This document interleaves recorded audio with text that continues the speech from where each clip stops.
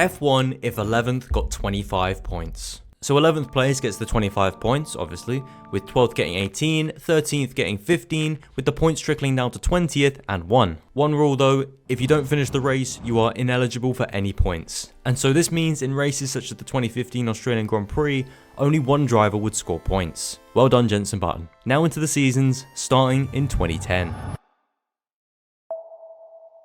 2010 was a big year of change for F1. We would get 3 new teams, albeit they weren't very good, refueling would be banned, and most importantly, the point system would change from 10, 8, 6, 5, 4, 3, 2, 1 to 25, 18, 15, 12, 10, 8, 6, 4, 2, 1. Meaning there'd be a lot more points available, and also that as low as 10th place would score. But obviously in our point system, coming first is just as good as coming 10th, and so we were treated to, I'm gonna be honest, a pretty boring year. Trust me, it gets much better from here. With 3 rounds to go, the Toro Rosso of Jaime Alguersuari would lead his teammate Buemi by 77 points, and the gap was insurmountable from this point. Alguersuari would score one more 11th place to rub it in, and it ended with him getting 102 more points than 2nd place. Jaime would get 4 11ths across the season, along with 3 12ths and 4 13ths, which all led to this incredibly dominant season. But into the constructors, Toro Rosso obviously won, but they won by 220 points, which is the biggest gap in any of these seasons, so it only gets better from here. So that's 2010, now into 2011.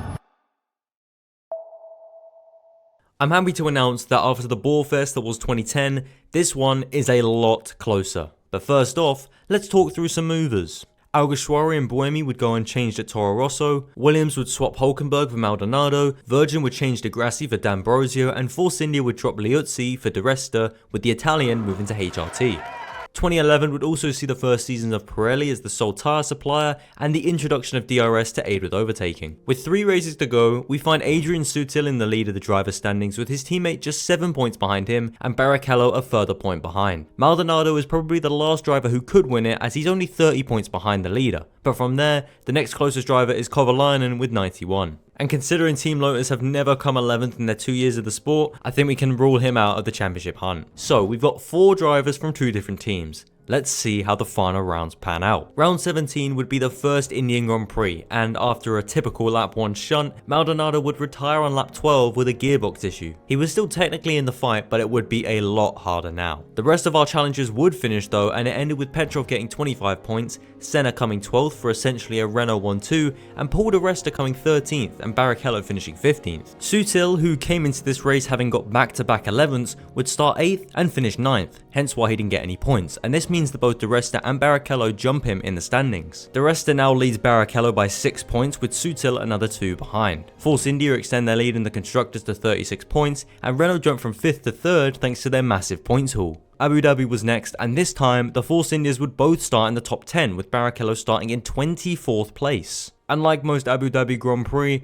it was pretty processional, and both Force Indias would finish in the top 10, and Barrichello would finish 12th to claim 18 massive points in the championship battle, and took the lead in the standings by 12 points. With Maldonado also scoring in 14th, this takes Williams to just 6 points behind Force India. The top 3 can all win it going into Brazil, and we'll have to see if the Interlagos curse will affect Barrichello once again. In qualifying, Barrichello would start 12th, Di Resta would be 11th, and Sutil was 8th. But on the race start, Barrichello would go from 12th to 19th. Clearly thinking about the real championship here. Maldonado would spin out on lap 26, denting Williams' hopes of a constructors title, but they didn't worry because the Force Indias were too quick to be finishing in the bottom 10, and as such, finished with Sutil in 6th and Di Resta in 8th. This, along with Barrichello in 14th, meant that he would win the title, and along with that, give Williams the constructors by 6 points. A close and great season. Now let's look at 2012. 2012 was one of the best seasons in recent memory, and also one of the closest in the era of the new point system. And in our standings, it reflected that, with there being 4 drivers in the hunt, with the top 3 separated by 11 points. But let's look at the movers real quick, because we have new drivers. Our 2010 champion and runner-up would be replaced at Toro Rosso by Jean-Eric Vergne and Daniel Ricciardo. Sutil would be dropped by Force India amid allegations of assault and was replaced by Hulkenberg. And finally, Barrichello would retire after winning the 2011 title, with fellow countryman Senna moving across to Williams. Team Lotus and Virgin would also change management and become Caterham and Marussia. That's all the major contenders covered. Now let's see who's in contention for the title. With 3 rounds left, it would be Ricciardo in first with 159 points, the rest are in second, 7 points behind, and Jean-Eric Vergne in third, another 4 back. Maldonado is another 20 points back, but with 75 points up for grabs, he's very capable of winning this championship. He just needs to stop putting it in the wall. Round 18 would be held in Abu Dhabi and saw Michael Schumacher getting 25 points with Vergne coming 12th and Kovalainen being 13th. De Resta would finish 9th after starting 12th and Maldonado would qualify 3rd and finish 5th. This means that with no competition, Vergne would jump from 3rd up to 1st and lead the championship going into the penultimate round by 7 points to his teammate. Toro Rosso are unsurprisingly still leading, but Caterham are closing in on Force India for 2nd, which would be massive for them. Circuit of the Americas would host the penultimate round of the championship in its first running, with Ricciardo qualifying 18th, Vergne 14th, De Resta 13th and Maldonado 9th. But 14 laps in, Vergne would pull into the pits and retire with a suspension issue. This left the door open to our other 3 challengers and they took it. Well, Maldonado didn't because he finished in 9th, but De Resta and Ricciardo did, with the Toro Rosso finishing in 12th, just 5 tenths behind Perez in 11th. De Resta would finish in 15th, and so going into the final race in Brazil, Ricciardo would lead by 11 points to his teammate, with De Resta 15 points behind the leader in 3rd. So, Brazil. Our challengers would line up on the grid with De Resta in 10th, Ricciardo in 15th, and Vergne in 17th. Anything could happen, and anything did happen. On lap 1, Senna and Perez would retire and Vettel would be sent to the back, bumping everyone up a few places, and in De Resta's case, putting him into the top 10. Grosjean and Maldonado would also retire, meaning we only had 20 cars left in the race by lap 5. While Hulkenberg took the lead of the race in the Force India, his teammate was down in 9th and Ricciardo was in 10th, with Vergne 14th. Fast track to 40 laps later and Hulkenberg was starting to bottle it, and with that, he retired Hamilton and left another car out of the race. With 8 laps to go, Vergne would be in 9th, De Resta was right behind him in 10th, and Ricciardo was 14th. With Ricciardo already leading by 11 points in the standings, this was more than ideal for him, and then, on the second to last lap, De Resta lost it on the final straight, ending the year behind a safety car and handing the title to Ricciardo, who got even more points, thanks to being promoted up to 13th. This meant he would lead by 26 points in the end, with it being fairly comfortable for Ricciardo. In the team standings, Toro Rosso obviously take the Constructors' title, but behind them was Caterham, who secure a massive 2nd place finish after Petrov got their first ever 11th place in this race, taking them ahead of Force India, who had one driver trying to win and another in the wall. So I'd say that was a pretty entertaining one, similar to the real life championship. And with that, let's move to 2013. There would be a lot of moving in 2013, with Hamilton going to Mercedes, Perez going to McLaren, Hulkenberg going to Sauber, Kobayashi being replaced by Gutierrez, and Sutil returning to Force India with Hulkenberg obviously leaving. Williams would also promote their reserve driver Bottas, leaving Senna without a drive on the grid. As well as this, the teams at the back would shuffle around a lot, with Marussia and Caterham getting 2 new drivers each, and HRT going under, leaving us with only 22 cars on the grid. With 3 rounds to go, we had a 3-way fight for the title, with Bottas leading by 13 points to the Sauber of Gutierrez, and his teammate another 6 points back. And as for the teams, Williams have pretty much wrapped it up. They're going to have to really f**k up if anyone else wants to win here. So let's see who'll come out in round 17 at Abu Dhabi. Unlike in previous years where our challengers had cars that were definitely fast enough for the top 10 but had been finishing outside of it, this year features Williams and Sauber, 2 teams that did not adjust well to the small regulation changes in 2013. Well, I say Sauber, but it was more Esteban Gutierrez because it was his rookie year and he really didn't impress.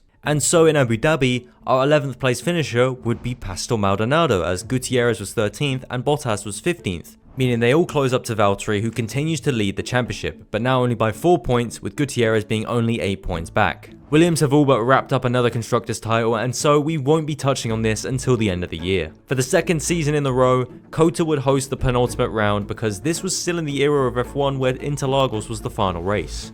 God, I miss those days. Our challengers lined up with Bottas 9th, Maldonado 17th, and Gutierrez starting in 20th after he was given a 10-place grid penalty for blocking Maldonado in qualifying. Clearly thinking about the right championship there, Esteban. Pastor would end up finishing 17th, but Bottas would choose this race in particular to score his only points of the season, coming in 8th place. And with Gutierrez climbing up to 13th, he takes the lead in the standings as Maldonado also jumps above Bottas, giving us another epic title decider in Brazil as the top 3 is separated by just 7 points. Interlagos qualifying would see Gutierrez starting in 18th, Maldonado in 17th and Bottas in 13th. Everyone would keep it calm on lap 1, and we fast tracked to lap 45 where Bottas attempted to unlap himself. As he approached turn 4, Hamilton gave him a little squeeze and blew off his tyre, retiring him then and there. Our leader, with 3 rounds to go, was now out of the picture, and it was now between Latin America and South America for the title. With 11 laps to go, Gutierrez was 12th and Maldonado was 15th, and so the Venezuelan would have to hope the Mexican got into the top 10 if he had any hope of claiming this title. But it didn't get better for Maldonado because he would be spun round at turn 1 by Jean-Eric Vergne, and that sent him down to 16th and even a further away from the high points. It hadn't been a great race for him, and as the checkered flag was waved, it would be Paul di Resta claiming the 25 points and Esteban Gutierrez in 12th, thereby securing the title by 15 points to Maldonado. Williams hadn't had the greatest points haul in the last few races, but their earlier advantage had given them another Constructors title, with Sauber finishing in 2nd and Toro Rosso claiming 3rd. Another close championship. Now let's see if 2014 can repeat it with new massive regulation changes. 2014 would be a bigger year than most because the engines were getting updated. F1 would move from V8 to a turbocharged V6 that also included an energy recovery system. This resulted in the cars sounding like vacuum cleaners, and they also looked horrible. So that's the change to the cars, but what about the moves? Williams would replace Maldonado with Felipe Massa, he would head to Lotus in place of Raikkonen, who was off to Ferrari, Perez would go to Force India in place of Di Resta, and Hulkenberg would also return, doing a seat swap with Sutil. And finally, the Caterham team would swap both of their drivers while the Marussia kept their driver pair. Daniel Kvyat would also join Toro Rosso as Ricciardo was off to Red Bull in place of the retiring Mark Webber. That's all the relevant moves. Now for the standings. It's a familiar face leading the standings as Maldonado, now in the Lotus, is leading Sutil by 2 points with Kvyat 8 points back, and a few more drivers close by in the standings. Well, that is if they could even compete in the first place. After the Bianchi incident, Marussia investors would pull their funding, leading to the team not making it to the final 3 rounds, meaning that Chilton, who had an outside shot of winning this championship, is now out of the running. But with the points being so even, with first down to 14th separated by just 60 points, literally all of these guys have a chance, apart from Bianchi, Chilton, and also the Caterhams, who also wouldn't make it to round 18 at Kota. Only 18 cars would start the race in America because of the situation, and it would end with Grosjean rising from 16th to 11th place and getting the maximum points. Crucially for the championship, Sutil would retire on the first lap after getting hit by Perez. As for our top 3, Maldonado would finish P9, thus not scoring any points, and Kvyat would finish in 15th, getting 10 points. This means that Grosjean takes the lead of the championship, but Kvyat is now 2nd, tied with Maldonado in 3rd on the 133 points. Gutierrez was still technically in it, but he was going to need a miracle to defend his title. Lotus lead the team standings by 31 points, but with the smaller grid, it's going to be hard to hold on to this lead. Going in championship order, qualifying for round 18 at Interlagos would have Grosjean in 14th, Kvyat in 17th, Maldonado in 16th, Sutil in 13th, and Gutierrez in 11th. Everyone would keep it calm in this one, and it resulted in Kvyat claiming the Big 25 with Maldonado in 12th and Vergne in 13th. With less competition for places, all the drivers needed to do was finish, and that's what all of our contenders did, with none of them finishing in the top 10 at the same time. This means that Kvyat takes the lead of the standings with Maldonado 7 points behind and Grosjean another 8 back. But because of one special quirk of 2014, our top 5 could all win the championship because Abu Dhabi would have double points. This means 11th will get 50 points, 12th will get 36, and so on. It's on screen for you to see right now. And notice how it goes down to 20th again. Well, that's because Caterham would make one last hurrah to make it to the final race by crowdfunding. Caterham have no chance to win anything here, but they will pose as a distraction for the teams around them, even if their car was slower than their F2 car at times over the season.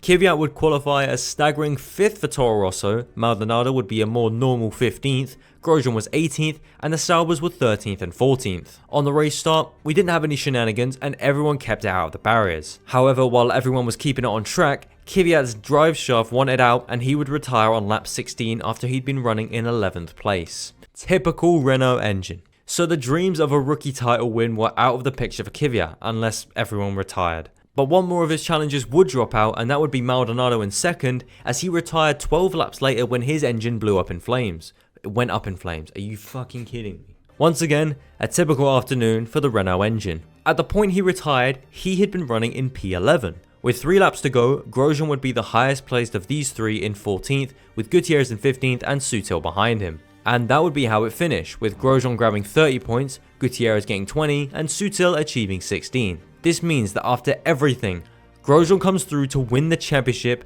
Kvyat holds on to finish P2, and Sutil moves up to 3rd, with Maldonado 4th and Gutierrez still 5th. But it gets very interesting when you calculate the results without double points, because with Grosjean only getting 15 points in the normal point system, this would land him joint on points with Kvyat. And so we go to countback. And once adding up all the results, Kvyat had more 11th place finishes with 4 compared to Grosjean's 2, meaning he would actually be our champion. So well done, Bernie, you created a stupid gimmick and it only went and f***ed over Daniel Kvyat in the 11th gets 25 points championship. So back to reality, here is our full standings, and looking across to the constructors, nothing much has changed except that Sauber and Toro Rosso got very close to each other in 2nd and 3rd. I'd call that another successful season. Now let's move into 2015.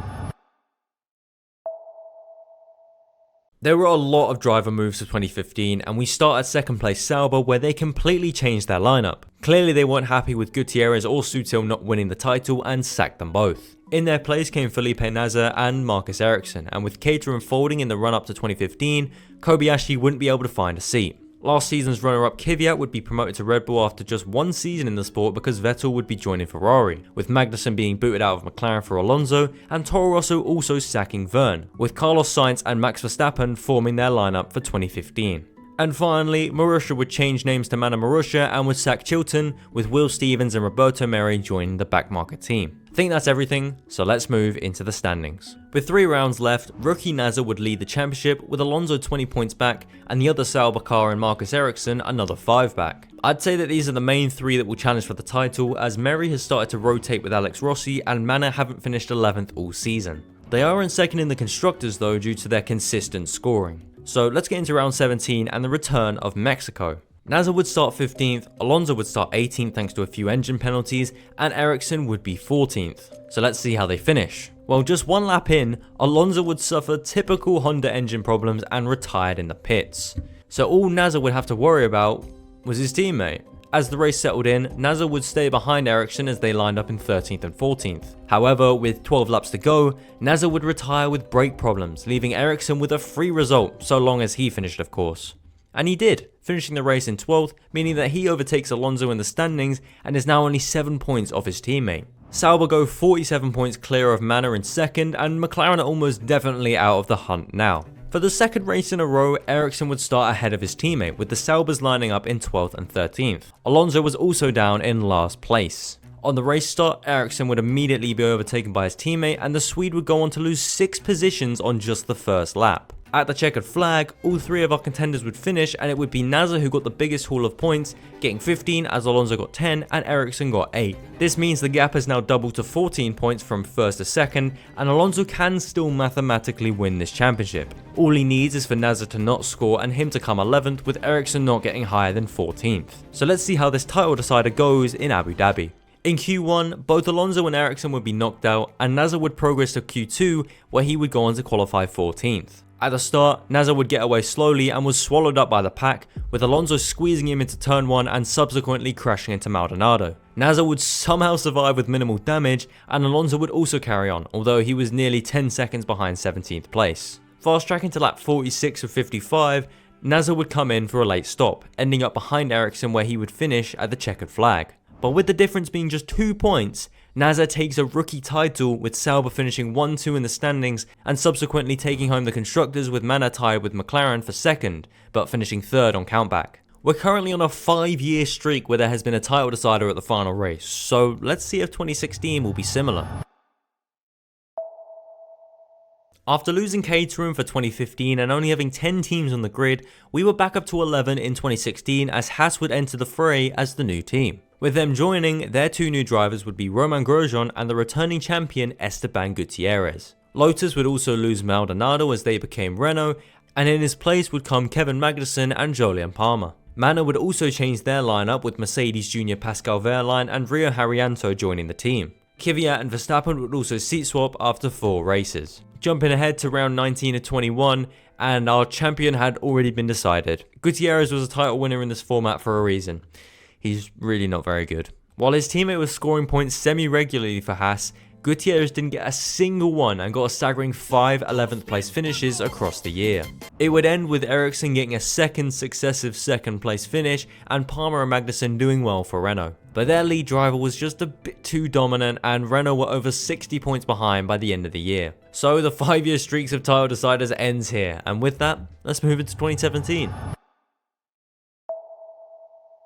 So 2017, there would be big changes in how the cars would look as they got wider, bigger and heavier. This would make the cars quicker by quote 4 to 5 seconds, but the downsides would be that the very advanced aerodynamics would lead to a lot of dirty air. We'll see how that affects things going forward, but now, let's see who's moving. We start at Manor because they would fold going into 2017 due to finishing 11th in the Constructors the previous year, with Wehrlein moving to Sauber in Nasser's place. After winning his second 11th place championship title, Haas would drop Gutierrez because let's be real, he was holding back the operation, and in his place would come Kevin Magnussen. Nico Hülkenberg would go to Renault in turn, and Esteban Ocon would join Force India. And finally, Stoffel Van Dorn would replace Jenson Button at the disastrous McLaren team. So, we jump to round 18 of the championship in Mexico and something crazy has just happened. Despite leading the championship, Renault have dropped Jolyon Palmer for Carlos Sainz. So he is a 34 point gap to Van Dorn in second, and we now have 4 drivers with a real shot at this championship with Palmer now gone.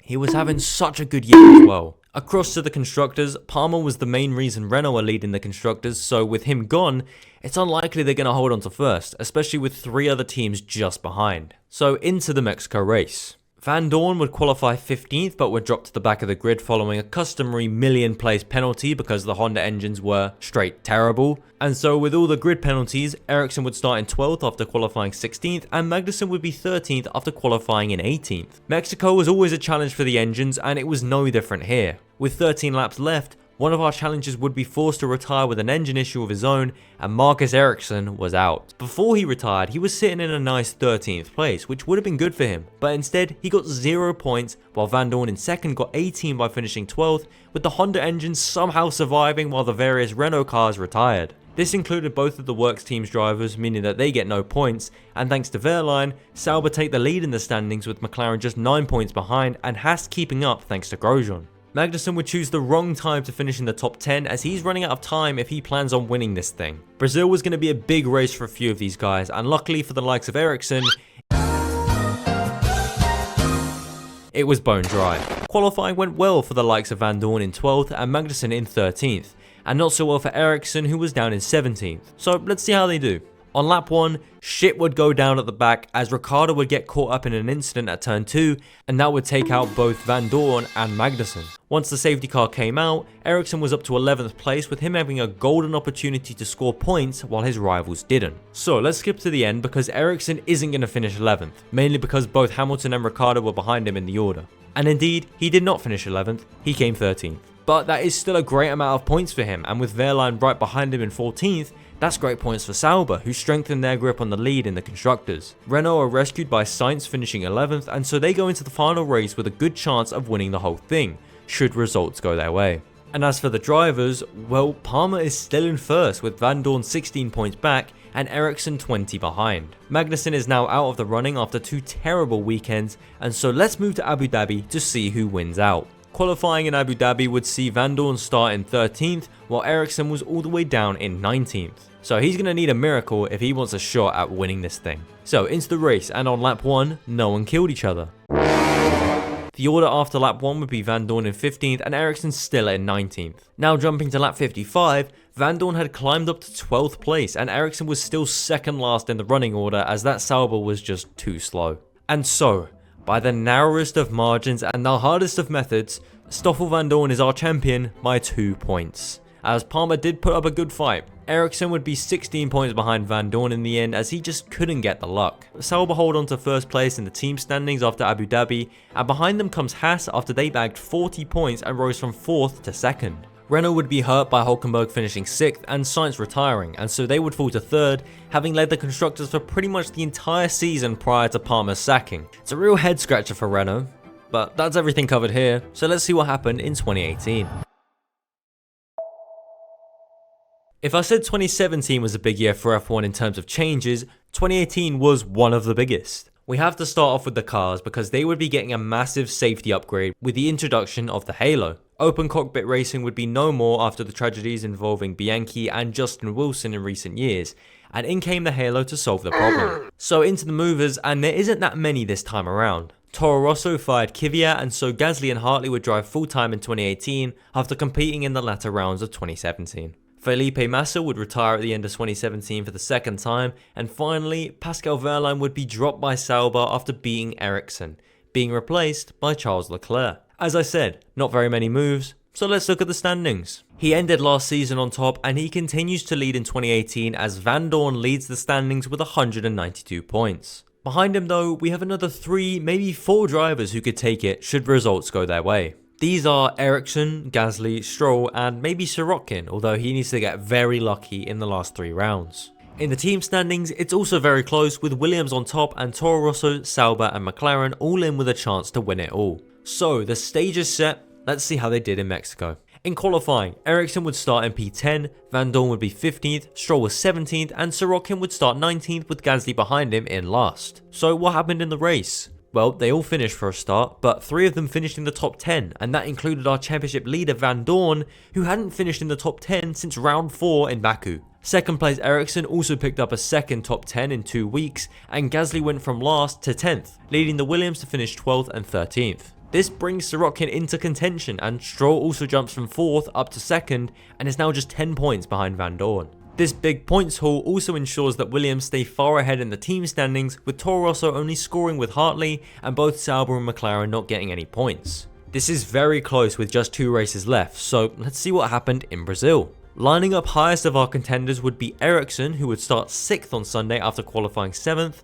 Next would be Gasly in 9th, Sirotkin in 14th, Stroll in 19th, and finally Van Dorn in 20th. Ericsson would lose a few places at the start, which was to be expected, but by the end of lap 1, he'd fallen to 9th, with Gasly moving up to 8th. Further back, Sirotkin had fallen 3 places, Stroll had gone up 1, and Van Dorn was still dead last. On lap 20, Ericsson would pit for fresh tyres, but would drop it 1 lap into his stint, and then came into the pits to retire the car. He had tapped Grosjean at turn 1 on the first lap, and that might have contributed to his performance loss and eventual retirement.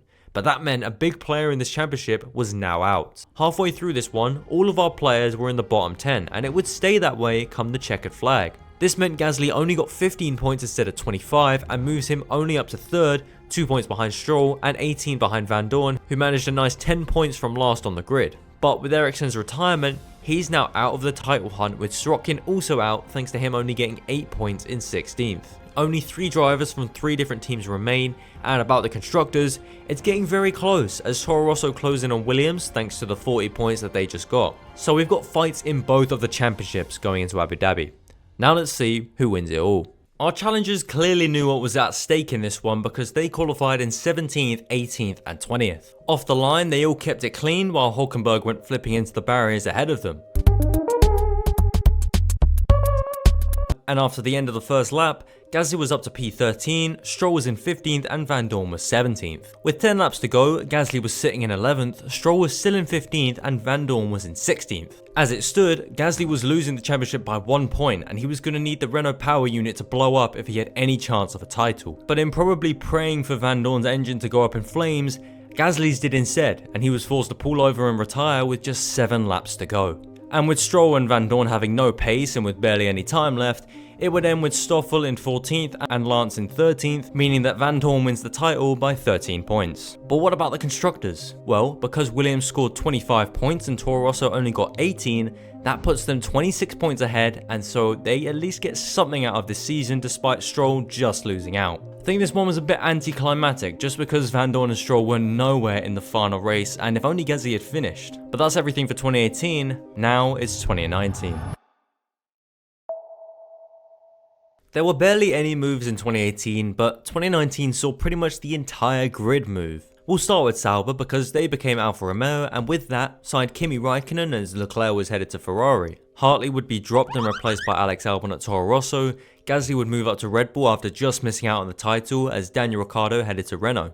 Sainz would go to McLaren, replacing the retiring Fernando Alonso, and Lando Norris would replace two-time champion Van Dorn as he leaves the sport with a 100% championship win percentage. After 5 seasons in F1 and not winning a single title, Ericsson would be dropped by Sauber as he was replaced by Italian Jesus, also known as Antonio Giovinazzi. At Williams, Sorokin would be replaced by the returning Robert Kubica, and alongside him would be George Russell as Stroll was heading to his dad's new team, Racing Point. This meant he replaced Ocon, and finally, going back to Toro Rosso, Daniel Kvyat would come back to try and get that title that he definitely deserved back in 2014. So that's all the moves, now let's get into the standings. This championship always delivers, as with only 3 rounds left, we have 5 drivers who all have a realistic chance of winning the championship. These are Stroll in first, Giovinazzi in second, Russell in third, Magnussen in fourth, and Perez in fifth. 4 different constructors is pretty impressive. And about the constructors, it's incredibly close there. Mathematically, 7 teams could win it, but realistically, we've got 5 teams in it. I should also mention that the fastest lap point got reinstated in 2019, but I'm not going to include it because I really don't want to comb through hundreds of lap times just to find out who had a quicker lap in the bottom 10. I hope you can understand that, and let's move into round 19 at COTA. On race day, our challenges would line up as follows: Magnussen in 12th, Stroll in 14th, Giovinazzi in 16th, Russell in 18th, and Perez starting in the pit lane. Into turn 1, everyone involved kept it clean, and we ended lap 1 with all of our contenders still in the race. However, the order had changed. Magnussen was up to 10th, Stroll had dropped to 17th, and Russell had fallen behind Perez to last place. They all gained a position 8 laps in when Vettel's suspension went bust, and with 6 laps to go, Perez was now in 10th, Stroll was in 14th, Giovinazzi was 15th, Magnussen was 16th, and Russell was dead last. But then, with 2 laps to go, Magnussen suffered a brake failure on the back straight and retired, and so it ended with Perez finishing in the real points, Stroll and Giovinazzi gaining a position on the last lap as Gasly pitted, and Russell finishing 17th, which means that Stroll extends his lead in the standings to 12 points from Giovinazzi. We can definitely count Perez out as he's going to need nothing other than a miracle to win this, even if he could still do it. Magnussen is also going to need a lot of luck, but it's a bit more possible.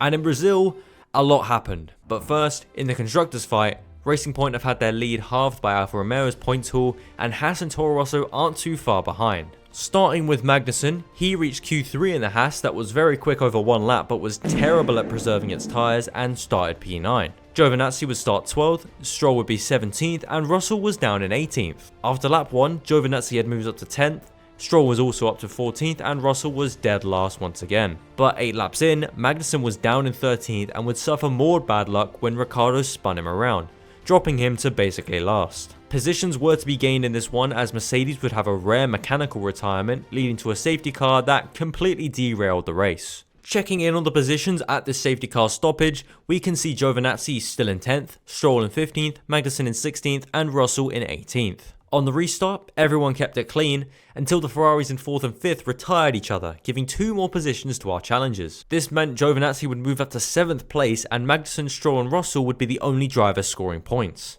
But after sitting in 14th place before the Ferraris crash, Stroll would pull into the pits and retire with a suspension problem, which was massive for the championship. Although he was going to get a few points, Magnussen was about to get 18 massive points. And then he got 25 because Albon got spun around by Hamilton on the last lap. So after being turned around by Ricciardo in the early stages of the race, Magnussen would come home in 11th, getting maximum points and getting that luck that I said he needed. Russell would also benefit from the chaos as he finished 12th, meaning he moves up to 2nd, just 6 points behind Stroll, and Magnussen moves level with Giovinazzi, 14 points behind the leader. It was pretty far-fetched before Brazil, but after it, Magnussen actually has a chance and Russell looks to be in with a really good shot of winning as well. And in the constructors, Racing Point are seeing their lead disappear more and more as we get closer to the end, with Haas jumping Alfa Romeo after they scored a 4-5 in the real standings and therefore scored no points. And Alfa are going to need a miracle if they are to take victory. So let's move on to the title decider. In qualifying, Stroll would start highest as he was 13th, Magnussen was 15th, Giovinazzi was 17th, and Russell was 19th. At the race start, everyone kept it pretty clean, but there was minor contact at the back when Stroll tapped a Toro Rosso that hit Perez. His front wing would survive and he'd come out of lap 1 one position higher than he qualified. Giovinazzi would also rise up to 13th and Magnussen was up to 9th after an amazing start. But like most Abu Dhabi Grand Prix, this fast start soon fizzled out into a pretty boring race, and so we'll jump to the final 10 laps. Here we can see Magnussen is 13th, Giovinazzi is 16th, Stroll is 17th, and Russell is 18th. None of these guys are anywhere near each other on track, but things would heat up on lap 47 when Stroll was forced to retire with brake issues. This bumped Russell up a position to 17th, which is where he would finish, as Magnussen ended up in 14th at the checkered flag thanks to Ricciardo overtaking him on lap 47 thanks to fresh tyres. So how do the standings look? Well, it's a mess. Giovinazzi's 8 points leave him in 4th, Magnussen's 12 points put him up to 3rd, and Russell's 6 points leave him tied on points with Stroll. So we have a tiebreaker for the title. We start at 11th place finishes, where we find that Stroll and Russell both got 1. That Germany fuck up is looking very good for Russell. So next is the 12th places. And here we find our winner, as Stroll had 3 12ths and Russell only had 1. And if Magnussen hadn't been overtaken by Ricciardo, he would have taken the championship by 1 point. An incredible finish to an incredible year. 4 drivers within 6 points of each other and a tie-break to decide it. I don't think it gets much better than that. But wait, it does. Haas, after sitting 48 points behind the leaders after Kota, come home to win the Constructors in Abu Dhabi thanks to Racing Point not getting any points, with Alpha almost pipping the pink team to 2nd place. This year was great. I can't wait to do the reverse points video on it. But with that all said and done, let's move on to 2020 and the COVID year. The 2020 season was meant to be like any other year until COVID came along and cancelled the opening round and subsequent races in March. RIP to the Vietnamese Grand Prix. This led to the season starting in early July and also meant it would be shortened to 17 races, while also delaying the impending 2021 regulation changes back a year.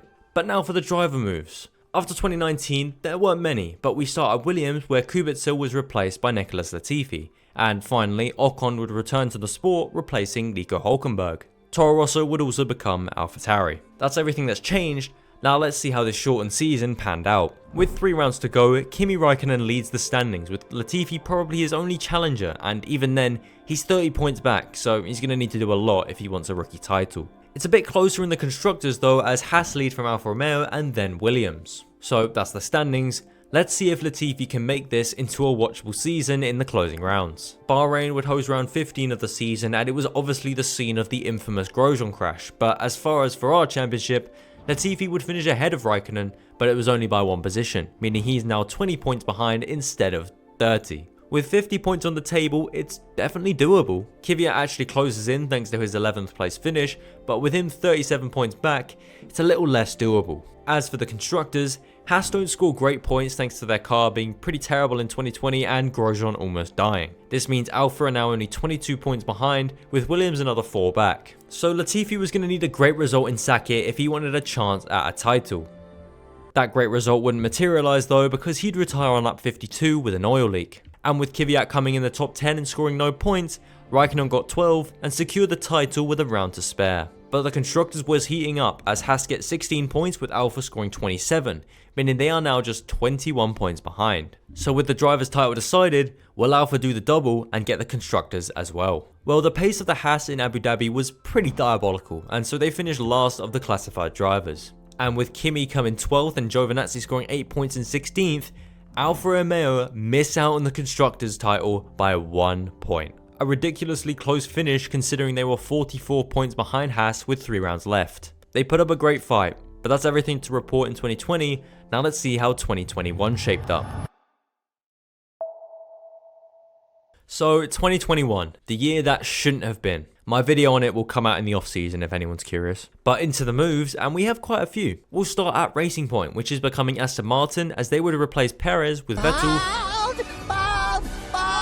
With Sainz heading to Ferrari, Ricciardo jumping ship to McLaren, and Alonso returning to the sport with Renault, which is now becoming Alpine. Kvyat would be dropped with Yuki Tsunoda joining the grid, and the Haas team would completely change their lineup, going for Mick Schumacher and Nikita Mazepin. And with Perez joining Red Bull to replace the underperforming Albon, that is the 2021 grid. So let's see if it was as close as real life. It wasn't. Very sadly, our champion has already been decided, and it's Antonio Giovinazzi. Alfa Romeo are really starting to dominate, huh? I mean, this is dominance. So it ended with Gio finishing 75.5 points ahead of his teammate in second, as Alfa Romeo were nearly 250 points ahead of Aston Martin in second. A very boring year compared to real life, so let's quickly move on to 2022 and a new era of F1. So 2022 saw the biggest regulation change since 2017, as the cars were using ground effect for the first time since the 80s. The aim of this change was to decrease the dirty air that had become a big problem since 2017, and were limiting the drivers when they were trying to overtake. The cars became more rounded and less complex as a result, but the downside was that cars that ran low ride heights experienced violent bottoming out on straights, becoming known as porpoising. But that's the cars. What about the drivers? We start at Alfa Romeo as Kimi Räikkönen retired from the sport and Giovinazzi was dropped, probably because he won the 11th place championship. In their places came Valtteri Bottas from Mercedes and Zhou Guanyu from F2. Joining Mercedes would be our 2019 runner-up George Russell, and in his place at Williams, Alex Albon returned to the sport. Mazepin was supposed to race for Haas in 2022, but after holiday into Ukraine went a bit wrong, his contract was ripped up, leading Kevin Magnussen to come back and try once again to win a title that he does kind of deserve. But that's all the moves. Now let's see if we can get a good fight for the championship. With 3 rounds to go, Stroll leads the championship by 27 points, but behind him we've got 5 drivers who could all win this in Abu Dhabi, and they are separated by 18 points. And if you thought it was close there, take a look at the constructors. 5 teams are all in with a shot, and the top 3 are separated by just 7 points. This is more like it. So let's see how they did in round 20 at Mexico. For a start, everyone but Yuki finished in this race, and in our championship, all of our challengers scored points, apart from Ricciardo. So getting the most out of all of them was Gasly, as he finished 11th, with Albon coming 12th and Zhou in 13th. As Stroll finished 15th, they all close up to him as he only leads by 21 points. Gasly jumps from 5th to 2nd, Albon gets ahead of Ricciardo, and Zhou catches up to the pack as he was originally 9 points behind 5th place, and he's now just 1 behind Ricciardo. Aston continue to lead the constructors, but the gap is now only 3 points, with AlphaTauri and Williams all breaking into the 300 point club. But don't count out Haas or Alfa Romeo, who are tied on 282 points. They're only 31 points behind, and with 2 races and a sprint race still to come, there's 58 points on the table for anyone who is lucky enough to get them. As the sprint points only go down to 8th, that means that 11th down to 18th will score, as you can see on screen. So for the sprint, we had Magnussen starting on pole, Albon in 11th, Gasly in 12th, Ricciardo in 14th, Stroll in 15th, and Zhou in 17th. Halfway through the sprint, while running in 15th, Albon suffered a failure of some sort down the main straight and he was forced to retire. And because the sprint determines the grid for Sunday, this meant Albon went from starting 11th to having to start from last. Albon was the only retirement of this race, and so it ended with Ricciardo getting max points with Schumacher 12 and Zhou 13th. Gasly was P10, 5 seconds ahead of Daniel, and so takes a big step back as with Stroll scoring 3 points, the gap now rises to 24. And behind him, Schumacher moves above Albon into 3rd, and Ricciardo and Zhou close up in 5th and 6th. In the constructors, Stroll's points are crucial as Aston are still leading, but only by 2 points, and Alfa Romeo move ahead of Haas into 4th, now just 23 points back from the lead. Into turn 1, everyone kept it clean, but at turn 8, Ricciardo sent a half-assed move down the inside of Magnussen and tapped his rear, which sent him spinning around and into the rear of Ricciardo's tyre as he tried to get past. His stupid overtake had now retired him from the race and means he's now officially out of contention for the title. With Magnussen also out from the top 10, everyone gained 2 positions. And they would gain another one when Norris would retire on lap 52 thanks to his gearbox giving up. At this point, Gasly was in 11th place, Zhou was 12th, Schumacher was 13th, Stroll was 14th, and Albon was 16th. But with Norris retiring on track, it brought out the VSC and triggered some pit stops. This was a blessing for the likes of Gasly, who was on old softs. Once he was out of the pits, he was 14th. On the restart, because the full safety car was deployed, Gasly would have 11 laps to try and get back up to the golden spot. Just ahead of him on lap 60, Stroll would pull off this committed move on Schumacher which I've never seen before. Gasly would try and get past Mick the following lap, but thanks to some defending, the Haas kept the position. While he got stuck in 14th, Stroll was flying and was closing in on 11th place Zhou. On lap 63, he managed to get past and moved into the highest paying position of them all. But this isn't reality, and so Stroll was going for the top 10, and to be fair to him, he had the pace for it. And because of this, Aston instructed his 10th place teammate Vettel to swap places with Stroll as he was going to go and try and chase Bottas. This meant Stroll was on track to score 0 points, a golden opportunity for everyone behind him. With 5 laps to go, Gasly tried another move and got it done this time, moving him up to P13. Zhou was a second ahead, and in 2 laps, he closed up and made the move into turn 1. Now he was in 12th with 3 laps to go, and he had a 1.5 second gap to close down if he wanted 11th place. But being stuck behind Schumacher for so long had hurt his tyres, and he ran out of laps to catch Vettel, meaning he would only be getting 18 points instead of 25. But there's one more twist, and that is that Gasly would be getting a 5-second penalty because he was caught speeding in the pit lane, pushing him back down to 14th. So Zhou gets his 12th place back and gets a big haul of points to put himself only 19 points behind. It's going to be hard for him, but it's still possible, and that goes for Albon as well. Schumacher is up to 2nd now, just 2 points ahead of Gasly and 10 behind Stroll. Aston are still 1st in the constructors thanks to Vettel, and AlphaTauri are now 9 points behind with Williams 17 back. So we're poised for a great title decider in Abu Dhabi, and it's exactly what we deserve after the last few years. In qualifying for the final race, our challenges line up as follows. Mick Schumacher highest in 13th, Stroll in 14th, Zhou in 15th, Gasly in 17th, and Albon in 19th. So let's see who takes the title. There would be no contact at the start between anyone, and by the end of lap 1, Stroll had gained 2 places, Mick had lost 1, and Gasly was down in 18th with Albon making 2 places on the opening lap, and Zhou staying where he started. By lap 7, Stroll was already ahead of the Zhou train by 4 seconds, and by the time everyone had made their second stops, Stroll was in 10th, Albon was up to 13th, Gasly was behind him in 14th, and then came Zhou and Schumacher behind them. This was with 9 laps left, but Zhou was on fresh tyres and was going to need to get 11th place if he wanted to win this championship. But everyone was given a free position when Hamilton pulled into the pits with 3 laps to go, moving Albon into 12th and Stroll up into 8th. He just had too much pace at the end of the year and looked set not to score any points, giving any one of our challengers a shot at the title. Zhou was making moves trying to get up there and managed to get past Albon on the final lap, moving himself into P12. But this wouldn't be enough, and Tsunoda in 11th was 20 seconds up the road.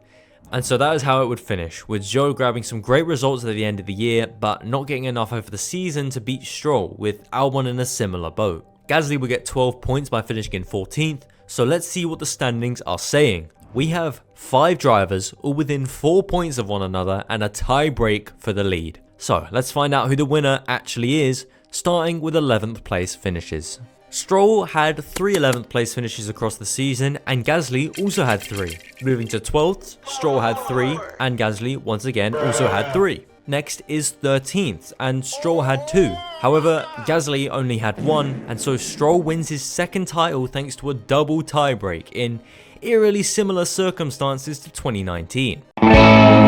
But going back to the final race, on the last lap when Zhou made the move on Albon, Gasly was right behind them and probably would have got past Albon with them fighting in front. However, he outbraked himself into turn 6 and would finish in 14th behind Albon because of it. If he hadn't locked up there, he probably would have won this championship, which is insane to me. And as for the constructors fight, well, after leading the whole way, the Aston cars would finish 8th and 10th in Abu Dhabi, leaving them with no points, and so AlphaTauri took this opportunity and passed them, finishing ahead by 28 points in the end. Aston ended up tying with Williams in 3rd, with Alfa Romeo 2 points behind them, and if Latifi hadn't retired with 3 laps to go thanks to Mick Schumacher hitting him earlier in the race, Williams would have finished 2nd here. But we've got 2 more seasons to cover, so let's see if they can replicate 2022. So we all know what happened in 2023, but early doors, I can assure you that this championship was a lot more interesting. But first, we need to acquaint ourselves with the grid. We start at Williams, where Latifi would be replaced by the Freedom Tower, Logan Sargent. Haas would replace Schumacher with Nico Hülkenberg, who is dying to win at least 1 title in this format. Alonso will go to Aston Martin as Vettel retired, leading Gasly to go to Alpine and Nick de Vries to join AlphaTauri. And finally at McLaren, Ricciardo would be replaced by another Aussie in Oscar Piastri. That's all of the moves. Now let's see the standings. With 3 rounds to go, Nico Hülkenberg leads, but only by 2 points to 2nd place Tsunoda, with Zhou and Bottas being the probable last contenders, even though 6th, 7th and 8th place could all mathematically win. In the constructors, Alfa Romeo lead thanks to their 2 equal drivers, and Haas are a clear 2nd as Williams and AlphaTauri are 3rd and 4th. So into Brazil and another sprint race. Unlike last year, the order of this race won't determine the grid for Sunday, and it ended with not many points being dished out to our challengers, as Hülkenberg only got 1, Zhou got 2 and Bottas and Tsunoda didn't score at all. This means that not much changes in the standings for both mediums, and we'll quickly move on to the main race. In qualifying, Hülkenberg would do what he does best and qualified 11th, Tsunoda was 16th, Bottas was 18th, and Zhou was dead last. So let's see how it went. Well, they'd all gain a place before the race even started because Leclerc went spearing into the wall at turn 6. And then there would be a few more positions gained at turn 1 as Albon and Magnussen touched, leaving us with 17 drivers left. Crucially, Hülkenberg had not started well and was the catalyst for Albon and Magnussen crashing in front of him, but survived turn 1, although he was now in last place. After the race start, it was now Tsunoda in 11th, Bottas in 13th, and Zhou up 6 places to 14th. But on lap 23, after having a great start and running in 13th place, Zhou was told to box because he had an engine problem. Then 17 laps later, Bottas, who was running in 11th and was having a great race himself, was also told to retire. And you can tell how much this championship meant to him by his reaction on the radio.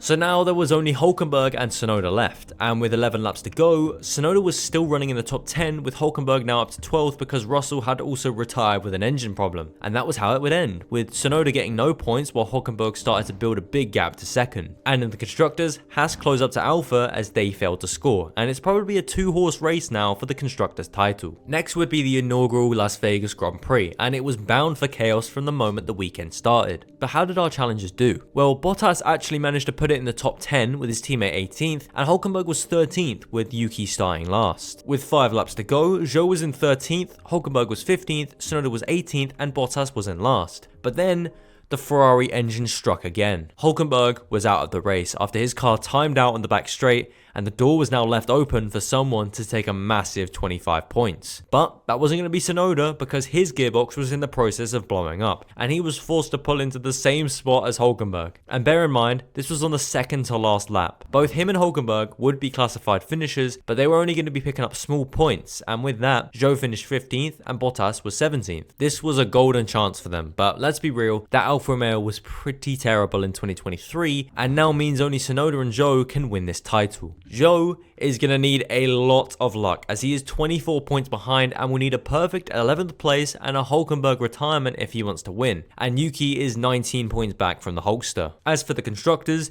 Alfa Romeo stay on top despite having another bad weekend, and Haas are just 16 points behind now. So let's see if Hülkenberg can finally get that title in Abu Dhabi. In qualifying, Hülkenberg would put the Haas shoebox in Q3 and P8, while Tsunoda was 2 places ahead of him in 6th, and Zhou was 19th. On the start, Hulk did what he does best and had a terrible start and dropped to 13th by the end of the lap. Zhou had only gained 1 place in this time and Tsunoda was still in 6th. As the race unfolded, Yuki actually led the race for 5 laps while he stayed out and prayed for a safety car, and it was clear that he was quick enough to stay in the top 10, and so we can count him out of the title. As for Zhou, he wasn't really making any progress, and with them both scoring points, I can confirm that Nico Hülkenberg is finally a champion in something. Since his GP2 win. He won by 28 points in the end, with Zhou beating Tsunoda to 2nd place by 1 point. As for the constructors, Haas had no pace and so were 15th and 20th at the checkered flag, meaning that Alfa survived despite dropping off a cliff in the latter stages. But that's everything. Now let's see how the final season of this video goes. 2024 was a welcome surprise as McLaren came through to topple the Red Bull dominance and the entire grid stayed the same. Well, at least the grid that started the final race because Nick de Vries did get dropped 10 races into 2023 for Daniel Ricciardo. So that saves me discussing that. But one thing did change, and that was Alfa Romeo returning to the Sauber name, although it was now a walking gambling advert. Let's check out the standings. It's a familiar name at the top of this table as Hülkenberg leads from Ocon and then Bottas, Ricciardo, Zhou, Magnussen and Stroll. These are probably the biggest challenges in my opinion, meaning we've got 7 drivers who could potentially take the title, with 7th place Stroll only 33 points back from Hulk. But before we get into Las Vegas, let me address the elephant in the room. Daniel Ricciardo. After Singapore, he actually led the standings by over 20 points, but he was then dropped with 6 rounds left so Liam Lawson could audition for the Red Bull seat. So there goes his hype of ever winning a world championship. And a word about the constructors, it's just as close. Haas lead from Sauber and 6 teams have over 300 points, with Aston in 6th being 74 points off the lead. It is possible, but very unlikely. So we've got 3 races plus a sprint race still to go, so let's see what happens. Las Vegas last year was a great race, and this one was alright, I guess. But there would be a twist in this year's edition because Hülkenberg put the Haas in 8th place at the checkered flag. Oh yeah, did I mention that Haas are actually pretty decent in 2024? It's a miracle that Hulk is even fighting for this championship, but it's definitely because he's finished 11th 7 times so far. So with Hülkenberg scoring 0 points, everyone behind him did score, which leaves Ocon just 2 points behind going into Qatar, and the top 6 is separated by 16 points. Stroll is 23 points back, but don't count him out, he is a 2-time champion after all. In the Constructors, Aston climbed from 6th to 4th place, and Haas is still on top thanks to Magnussen scoring good points. In the Qatar sprint, Hülkenberg was once again in the top 8, and so that left Ocon to get 5 points in 14th place to overtake him in the standings. And behind him, Bottas is just 7 points back, with Stroll now almost level with the 193-192 pack. There aren't any order changes in the Constructors, but Sauber are now only 5 points behind Haas, and Aston are 4 points behind Alpine in 3rd. This could be an incredible comeback for Aston if they pull this off. So into the main race, and we've got Magnussen in 10th, Zhou in 12th, Bottas 13th, Stroll 15th, Hülkenberg 18th, and Ocon 20th. So with all the challengers being in the bottom 10, all they had to do was keep it calm at turn 1.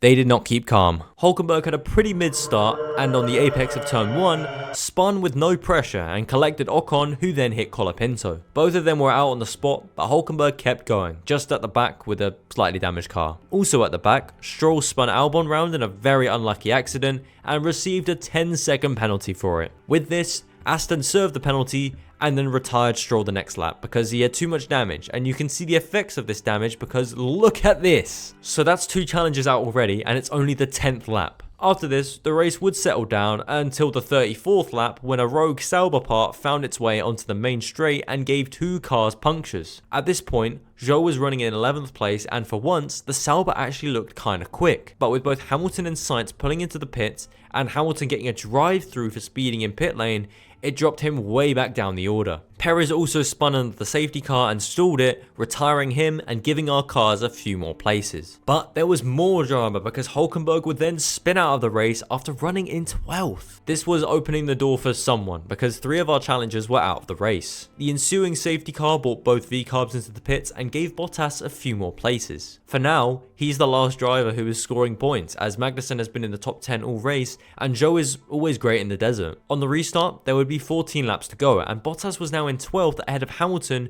who was struggling bad and still had his penalty to serve. But then, Norris would get a 10-second stop-go penalty for not slowing down under double yellows, and that dropped him out of the top 10 and to the back of the grid. So Bottas was now 11th, and that was how it would end, with Valtteri being the only scorer in our championship. This takes him from 7 points behind the lead in 3rd to 1st, ahead of Ocon by 18 points, and his points haul also means that Sauber get above Haas going into the final race at Abu Dhabi. So we've got a massive final race coming up, but we will have to eliminate Magnussen, Zhou and Stroll, who didn't score points and are now out of the fight, leaving just Bottas, Ocon and Hülkenberg left.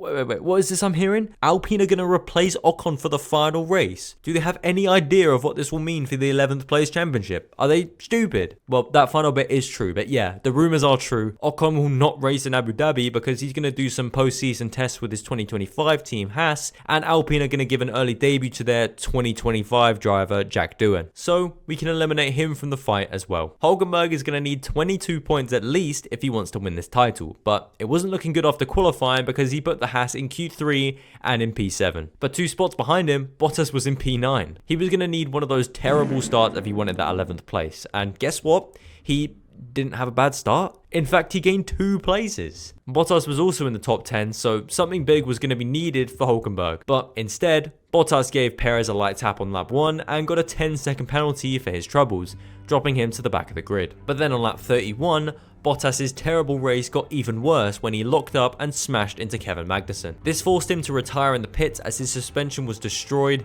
and that was that for his title challenge. So let's see if Hülkenberg can get off the pace and finish in the bottom 10.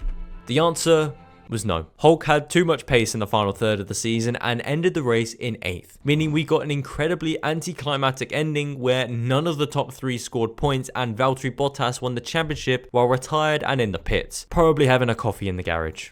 A nice parting gift, I suppose, as he would not be driving for Sauber in 2025, replaced funnily enough by Nico Hülkenberg. And that begs the question, do you want to see a 2025 version of this video at the end of the year? The subject of 11th place finishes came under discussion recently because Behrman went on a 4-race 11th place finishing streak. So if you do want that, let me know in the comments, and keep the binge going by checking out this video where I tested this point system out for the first time.